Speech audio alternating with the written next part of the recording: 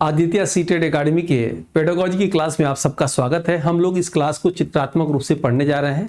चित्रात्मक क्लास को पढ़ने से पहले आपको मैं कुछ दिखाना चाहूँगा कि ये चूंकि आज ये पहला लेसन है, पहला चैप्टर है, इसलिए ध्यान से देखिएगा और यहाँ से पूरी थ्योरी क्लास को देखिएगा। रात 8 बजे प्रैक्टिस क्लास चलती है, उसको भी आप ज्वाइन करिएगा। आइए शुरू करते हैं। पहला चैप्टर वृद्धि और विकास, ग्रोथ एंड डेवलपमेंट की क्लास हम लोग लेते हैं, पेडागोजी की क्लास लेते हैं। कहीं भी आपको दिक्कत होने में नहीं दूंगा। अपने हिसाब से 2011 से मैं टेट पेडागोजी पढ़ा रहा हूं और हम लोग का ये पहला चैप्टर में इन सब चीजों को हम लोग कवर करेंगे आज की क्लास में। विकास के प्रमुख सिद्धांत, आयाम, प्रमुख अवस्था, वातावरण, नैतिक विकास, भाषा विकास और शिक्षा मनोविज्ञान के प्रमुख तत्व को। ठीक है, आइए सबसे पहले हम लोग शुरू करते हैं विकास के प्रमुख सिद्धांत को। और इसमें पहला पॉइंट हम लोग देखते हैं, वृद्धि मुख्य रूप से वाह्य और मात्रात्मक होती है। पॉइंट को समझिएगा, जो आपके एग्जाम में महत्वपूर्ण पॉइंट आ सकते हैं उस चीज को मैंने एक जगह कलेक्शन कर दिया है ताकि आपको वहीं से क्वेश्चन मिल जाए। और जो है, जबकि विकास आंतरिक और गुणात्मक दोनों होता है। ये कह रहा है वृद्धि जब होता है, ये वृद्धि जब हो रहा है बालक का, तो ये वृद्धि क्या है? वाय है। ये देखने में लग रहा है कि बालक जो है हर साल जो है बढ़ता जा रहा है, वाय है। और इसकी एक मात्रा, एक लिमिट है कि 6 फीट से 5.5 फुट से अधिक वो नहीं बढ़ेगा। लेकिन जो इसके अंदर विकास हो रहा है, जो पढ़ने की जो क्षमता है, जो समझने की क्षमता है, जो तर्क करने की क्षमता है, वो क्या है? आंतरिक है, वो गुणात्मक है। वो जो है दोनों में ये मुख्य रूप से अंतर है। नेक्स्ट आप देखेंगे वृद्धि विकास में अंतर में आप क्या देखते हैं कि वृद्धि के चित्र देखिए, वृद्धि एक निश्चित आयु या परिपक्वता के बाद रुक जाती है, ये वृद्धि रुक जाएगी। और जो है विकास जीवन पर्यंत चलने वाला जो है प्रक्रिया है, जीवन भर विकास होता रहता है। व्यक्ति अपने माँ के गर्भ से यानी तीसरे महीने से लेकर जब तक उसकी मृत्यु न हो जाए तब तक वो जीवन में कुछ न कुछ विकास करता रहता है, सीखता रहता है। वृद्धि आप देखिएगा, वृद्धि सीधे मापन संभव है, यानी वृद्धि का मापन संभव है, लेकिन विकास का अप्रत्यक्ष मापन जो है कठिन है। और इसका केवल अवलोकन, असेसमेंट जो है किया जा सकता है। किसका? विकास का केवल टीचर के द्वारा असेसमेंट किया जा सकता है। वृद्धि में कोई निश्चित क्रम नहीं होता, कोई क्रम नहीं है वृद्धि का। याद रखिएगा, हमेशा एक जो है क्रमिक सीक्वेंस दिशा में ये आगे बढ़ता रहता है। ये जो है वृद्धि से कहते हैं। और ये यस टेट की बुक है, आप ले सकते हैं, या सुपर टेट की बुक है, या जीएस में जिनको भी टीचिंग एग्जाम से संबंधित लिखा है सभी टीचिंग एग्जाम के लिए डिलीवरी चार्ज फ्री है, 2 से 5 दिन में पहुंच जाएगा। 349 रुपए का मात्र है। इस नंबर पे आप लिखेंगे टेट बुक तो आपको लिंक भेज दी जाएगी, या हमारी वेबसाइट से भी ले सकते हैं, या इस नंबर पर QR कोड आप मांग सकते हैं, उसके बाद एड्रेस भेज के इस बुक को आप ले सकते हैं। पढ़ना चाहिए, सुपर टेट की रामबाण ये बुक है।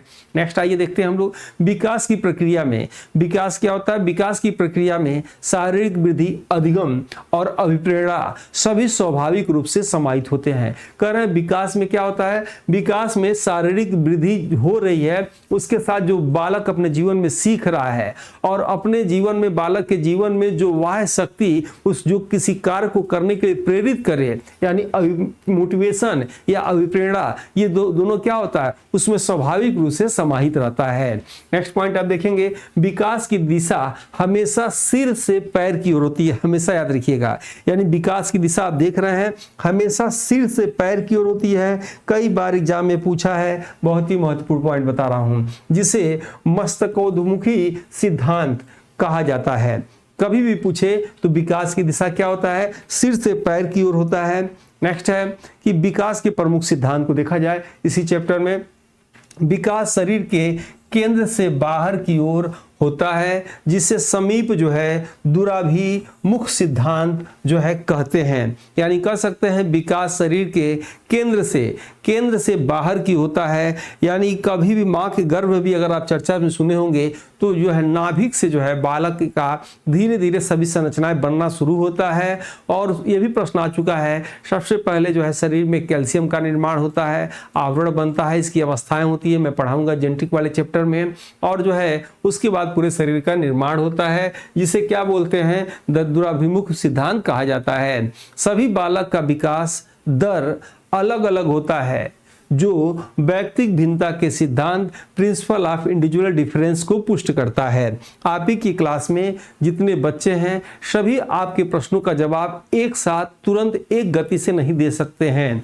कोई आंसर देगा, कोई नहीं देगा, कोई नहीं समझ पाएगा, कोई तुरंत देगा, कोई बाद में देगा। यही जो भिन्नता है इसी को जो है इंडिविजुअल डिफरेंस व्यक्तिक भिन्नता के नाम से जाना जाता है। तो सभी बालकों में विकास का दर क्या होता है? अलग अलग होता है, जो व्यक्तिक भिन्नता के सिद्धांत को पुष्टि करता है। और वीडियो आपको अच्छा लग रहा हो, आप सबसे रिक्वेस्ट है लाइक सब्सक्राइब शेयर आप जरूर करिएगा। नेक्स्ट है विकास की गति एक समान रैखिक न होकर हमेशा स्पाइरल या वर्तुकार होती है। यानी आप देख रहे होंगे विकास हमेशा ऐसे होता है, कभी विकास ऐसे नहीं होता है। विकास की गति हमेशा ऐसे होती रहती है, स्पाइरल होती रहती है। बालक का विकास हमेशा सामान्य से विशिष्ट अनुक्रियाओं की ओर जो है जनरल टू स्पेसिफिक रिस्पॉन्सेस अग्रसर होता है। यानी कभी विकास क्या होता है? डायरेक्ट जो है विकास जो है हमेशा विशिष्ट की तरफ नहीं होता है, हमेशा सामान्य से जो है आपको विशिष्ट। जैसे कोई पौधा हो, पौधे के बीज से अगर वो अंकुरित हो रहा है तो वो क्या होगा? पहले समान रूप से दिखाई देगा, सभी पौधे समान रूप से अंकुरित दिखाई देंगे, लेकिन जैसे जैसे वो बड़ा होगा विशिष्ट अपना रूप आकार ले लेगा। वही विकास का ये भी एक सिद्धांत कहलाता है। शारीरिक, संज्ञानात्मक, सामाजिक, संवेगात्मक विकास आपस में घनिष्ठ रूप से अंतर संबंधित होते हैं। ध्यान से समझिएगा इसको। शारीरिक, संज्ञानात्मक, सामाजिक, ठीक है, यानी जो शरीर में जो अनुभव का होता है, जो मानव शरीर जो मानव द्वारा स्वयं अनुभव किया जाता है उसे संज्ञानात्मक कहा जाता है। यानी शरीर का जो है अनुभव जो सामाजिक और जो भावनात्मक होगा, जो संवेगात्मक होता है। संवेग किसे कहते हैं? जो संवेग वह एक्साइटमेंट है जो व्यक्ति को किसी कार्य को करने के लिए प्रेरित करती है। यानी जो है सामाजिक जो है अनुभव और जो है भावनात्मक विकास आपस में घनिष्ठ रूप में अंतर संबंध होते हैं। ठीक है, ये चित्र के माध्यम से भी क्लियर कर रहे हैं। तीसरा पॉइंट पढ़ने जा रहे हैं विकास के आयाम और कौशल। मानव विकास के 4 मुख्य क्षेत्र होते हैं, याद रखिएगा। मानव विकास के 4 मुख्य क्षेत्र में कौन कौन? शारीरिक या फिजिकल, संज्ञानात्मक या कॉग्निटिव, तीसरा सामाजिक या सोशल, चौथा संवेगात्मक या इमोशनल। जो है ये मानव विकास के 4 मुख्य क्षेत्र होते हैं। आप देख सकते हैं शारीरिक, संज्ञानात्मक, सामाजिक और जो है इमोशनल या कह सकते हैं संवेगात्मक। दौड़ना, कूदना, तैरना, ये सब क्या है? स्थूल गत्यात्मक स्थूल गत्यात्मक के प्रमुख और प्रत्यक्ष जो है उदाहरण होते हैं। लिखना, चित्र बनाना, सुई में धागा पिरोना, यह सूक्ष्म गत्यात्मक कौशल होता है। छोटा काम है, सूक्ष्म है। और ये जो आप देख रहे हैं, तो ये जो आप देख रहे हैं इसमें क्या हो रहा है? ये जो है गति के साथ हो रहा है, तो स्थूल गत्यात्मक जो है ये कहलाएगा। नेक्स्ट आप देखेंगे संज्ञानात्मक विकास का सीधा संबंध चिंतन, तर्क, कल्पना, स्मृति जैसी मानसिक क्षमताओं से होता है। समाज के नियमों के साथ अनुकूलन स्थापित करना और उन्हें अपनाना सामाजिक विकास कहलाता है। यानी सामाजिक विकास किसका अधिक होगा? जो समाज में रह के एक दूसरे के दुख सुख के साथ जीवन का निर्वहन करे, उसको जो है सामाजिक विकास उसे कहेंगे। नेक्स्ट पॉइंट आप देखेंगे विकास की प्रमुख अवस्था, जो बहुत ही महत्वपूर्ण है। इस विकास की प्रमुख अवस्था में देखेंगे 2 से 6 वर्ष तक की जो है पूर्व बाल्यावस्था को मनोवैज्ञानिकों ने खिलौने की आयु या टॉय एज कहा है। नेक्स्ट आप देखेंगे भाषा अर्जन के दृष्टिकोण से पूर्व बाल्यावस्था मानव जीवन का संवेदनशील या सेंसिटिव पीरियड होता है। जो भाषा अर्जन, भाषा सीखने का जो अवस्था होता है वो कौन सा होता है? पूर्व बाल्यावस्था। देखिएगा किसी भी अवस्था के बीच के पहले को पूर्व कहेंगे और बाद के उत्तर काल कहा जाता है। याद रखिए, वो शैशवावस्था में भी आएगा, बाल्यावस्था में भी आएगा, किशोर अवस्था में आएगा। वयस्क अवस्था चूंकि नहीं पूछा जाता है, याद रखिएगा, वो नहीं आता, आपके एग्जाम में आएगा। उत्तर बाल्यावस्था लेट चाइल्डहुड में समूह की आयु गैंग एज या प्रारंभिक विद्यालय की आयु स्कूल एज जो है माना जाता है। यानी उत्तर बाल्यावस्था को समूह की आयु और प्रारंभिक विद्यालय की आयु जो है माना जाता है। बाल्यावस्था में बालक की विशेष रुचि रचनात्मक कार्यों में सर्वाधिक होती है। ये तो सिंपल सी बात है कि बाल्यावस्था में क्रिएटिव चाइल्ड जो है रचनात्मक कार्य आदि करना वो लोग पसंद करते हैं। अमूर्त चिंतन और पहचान का संकट किशोरावस्था की सबसे प्रमुख विशेषता होती है। ध्यान से देखिएगा, आप हमारे शरीर को देख रहे हैं, ये मूर्त है। आप हमारे जो है अंदर जो चल रहा है, जो आत्मा है, उसको नहीं देख रहे हैं, वो अमूर्त है। यानी ऐसी चीज जिससे आप देख नहीं सकते हैं, अमूर्त चिंतन। और जो जिसकी पहचान कर सकते हैं, याद रखिएगा, यानी अमूर्त चिंतन किशोरावस्था की सबसे अधिक विशेषता है। वो कल्पना की दुनिया में सोचता है, मैं डॉक्टर बनूं, इंजीनियर बनूं, धनवान बनूं, बिजनेसमैन बनूं, तमाम बातों को सोचता है। यानी अमूर्त चिंतन की जो है सबसे इसकी प्रमुख विशेषता किशोरावस्था की होती है।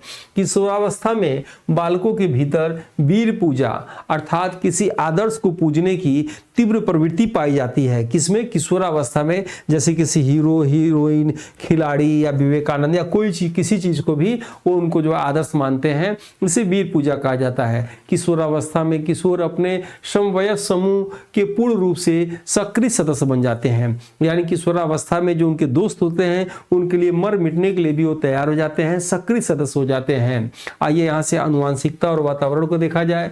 विकास प्रक्रिया में आनुवांशिकता एक स्थिर सामाजिक ढांचा है, जबकि वातावरण पूर्णतः गतिशील और प्रकृत होता है। यानी कह सकते हैं आनुवांशिकता माता पिता द्वारा दिए गए लक्षण है जो बालक में उपज होता है। जो एक कह सकते हैं आनुवांशिकता इस सामाजिक ढांचा है, जबकि वातावरण जहां वो परिवेश कर रहा है पूर्णतः गतिशील और प्रकृति का होता है।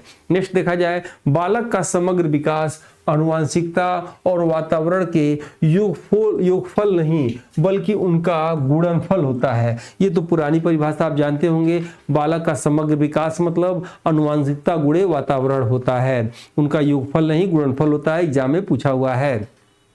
प्रकृति पोषण विवाद में प्रकृति का अर्थ आनुवांशिकता से और पोषण का अर्थ वातावरण से होता है। प्रकृति पोषण मतलब प्रकृति मतलब आनुवांशिकता से, पोषण मतलब जो है वातावरण से होता है। और वीडियो अच्छा लग रहा हो तो लाइक, सब्सक्राइब, शेयर आप जरूर करिएगा। बालक के रंग रूप, आंखों का रंग, शारीरिक संरचना पर आनुवांशिकता हेरिडिटी का सर्वाधिक प्रभाव दृष्टिगोचर होता है। माँ बाप के लक्षण बच्चों में आते हैं, जिसे आनुवांशिकी कहा जाता है।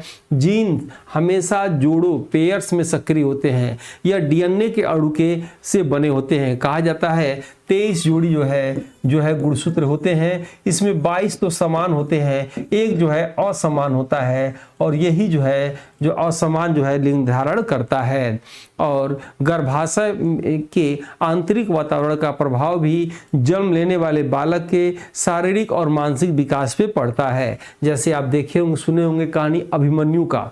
अभिमन्यु क्या था? माँ के गर्भ में था तो चक्रव्यूह तोड़ने की पूरी कहानी नहीं तोड़ पाया था और वो जो है शहीद हो गया था। उसी तरह माँ के गर्भ में बालक माँ जैसे कार्य करेगी, योगा करेगी, धार्मिक आध्यात्मिक पुस्तकों को सुने, गानों को सुनेगी, पुस्तकों को पढ़ेगी, या सिगरेट पिए, शराब पिए या घूमे, जैसा जिस वातावरण में रहेगी सीधा उसका असर पड़ता होगा। आपके घर में कुछ महिलाएं होंगी, देखे होंगे, अगर कुछ उल्टा सीधा खा लेते उनको पेट में दर्द होने लगता है और जो है बेचैनी महसूस होने लगती है। यानी गर्भाशय से ही बालक का जो है शारीरिक और मानसिक विकास स्टार्ट हो जाता है। उसके बाद मैकडूगल ने जो है 14 प्रकार की मूल प्रवृत्ति को बताया था। मूल प्रवृत्ति क्या होता है? किसी भी जाति धर्म का बालक, लड़का हो या लड़की, उन सब का जो है जन्म से लेकर वृद्धावस्था तक की अवस्था की कुछ प्रवृत्तियां एक जैसी होती हैं, जैसे हंसना, रोना, तमाम इस चीज को आगे हम पढ़ाएंगे। मैकडूगल ने अपने आनुवांशिक परीक्षण मुख्य रूप से सफेद चूहों पर किया था। आइए यहाँ से संज्ञानात्मक एवं नैतिक विकास को देखा जाए। जीन पियाजे स्विट्जरलैंड के मनोवैज्ञानिक थे, इन्होंने अपने बच्चों पर प्रयोग किया था। जीन पियाजे ने बालकों के संज्ञानात्मक विकास का अध्ययन लगभग 50 वर्षों तक किया था। अपने बच्चों पर इन्होंने ही किया था। पियाजे के सिद्धांत के अनुसार संगठन वास्तव में स्कीम्स जो है बनाने की एक जटिल मानसिक प्रक्रिया है। जैसे आप जो कुछ प्रोग्राम सोचेंगे मन में, उसे स्कीमा कहते हैं। जो आपने सोचा वो स्कीमा हो गया। यानी पियाजे क्या कहते हैं कि संगठन वास्तव में जो है प्लानिंग बनाने की एक जटिल मानसिक प्रक्रिया है। पियाजे के अनुसार संवेगात्मक गामक अवस्था का समय जन्म से लेकर लगभग 2 वर्ष तक होता है। लॉरेंस कोहलबर्ग ने जीन पियाजे के नैतिक विकास सिद्धांत को आधार मानकर नैतिक विकास के 6 स्तरों को प्रतिपादित किया है। आगे क्लास में इसको हम बताएंगे। यानी लॉरेंस कोहलबर्ग ने नैतिक विकास की अवस्था को दिया है। कहां से लिया था? तो जीन पियाजे के नैतिक विकास सिद्धांत को आधार बनाकर नैतिक विकास के 6 स्तरों को लॉरेंस कोहलबर्ग ने दिया था। और कोहलबर्ग द्वारा निर्धारित नैतिक विकास के सर्वोच्च और छठे स्तर तक जो है समाज के सभी व्यक्ति नहीं पहुंच पाते हैं। व्यक्ति का मानसिक विकास 15 से 30 वर्ष की आयु के मध्य अपनी पूर्व परिपक्वता को प्राप्त कर लेता है। यानी किसी भी बालक का मानसिक विकास 15 से 30 वर्ष की आयु तक जो है पूर्व परिपक्व हो जाता है। भाषा विकास को देखा जाए, जन्म के समय बालक की पहली भाषा मात्र ध्वनि का उच्चारण करना, चीखना, क्राइंग होता है। यानी पहला क्या होता है? वो चीखना या चिल्लाना होता है उसका। 9 से 10 महीने तक शिशु बड़ों द्वारा उच्चारित स्वरों का नकल जो है करना प्रारंभ कर देते हैं। 2 वर्ष की आयु तक बालक शब्द भंडार विकसित होकर लगभग 270 शब्दों तक जो है पहुंच जाते हैं। 17 वर्ष की आयु तक जो है पहुंचते पहुंचते एक बालक का शब्द भंडार लगभग 80,000 शब्दों का तक जो है विशाल हो जाता है।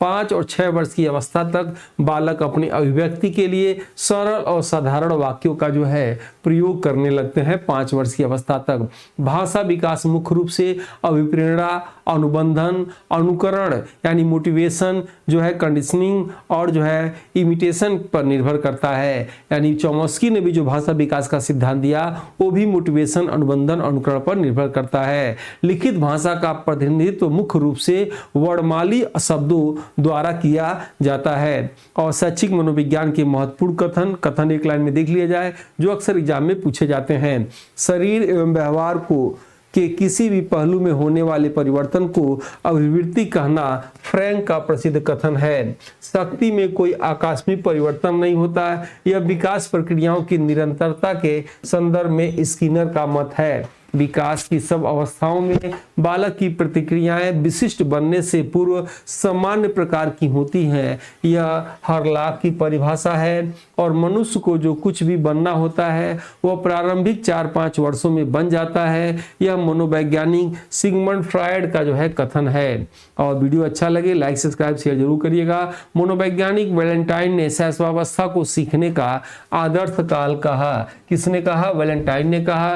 कोल एंड ब्रूस ने बाल्यावस्था को मानव जीवन का अनोखा काल निरूपित किया। किशोरावस्था को तनाव तूफान की अवस्था निरूपित करने के लिए विद्वान स्टेनले हॉल हैं। और वातावरण वह समस्त बाह्य शक्ति है जो जीवधारी के जीवन और व्यवहार पर प्रभाव डालती है। यह डॉलस तथा हार्लैंड का विचार है। और जो है इसी के साथ आज की क्लास को ओवर करते हैं। ये सुपर टेट की बुक है, आपको जरूर मंगा के पढ़नी चाहिए। और वीडियो कैसा लगा फीडबैक जरूर दीजिएगा। इसी के हिसाब से दूसरा वीडियो चलाएंगे। मिलते हैं नेक्स्ट वीडियो में, तब तक के लिए जय हिंद, जय भारत।